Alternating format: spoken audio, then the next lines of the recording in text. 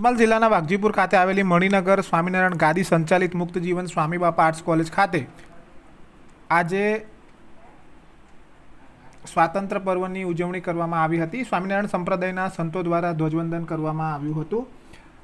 મહંત શ્રી યોગ પ્રિયદાસજી સ્વામીએ ઉત્સાહભેર રાષ્ટ્રધ્વજને સલામી આપી હતી। મહંતશ્રીએ જણાવ્યું હતું કે આજે આપણે સૌ દેશવાસીઓ સંકલ્પ કરીએ છીએ કે દેશની એકતા, અખંડિતતા, સાર્વભૌમત્વ જળવાઈ રહે, લોકશાહી અને બંધારણીય મૂલ્યોનું જતન કરીએ, દેશને સર્વક્ષેત્રે અગ્રેસર બનાવવા સંપૂર્ણ પ્રયત્નો કરીએ, સમાનતા, બંધુતા અને ભાઈચારો, માનવતા, નીતિમત્તા જળવાઈ રહે, કાયદા નિયમોનું પાલન કરીએ, દેશને સ્વચ્છ, વ્યસનમુક્ત, નકારાત્મક, ખંડિત પ્રવૃત્તિઓથી મુક્ત બનાવીને તેવી શુભકામનાઓ પાઠવી હતી।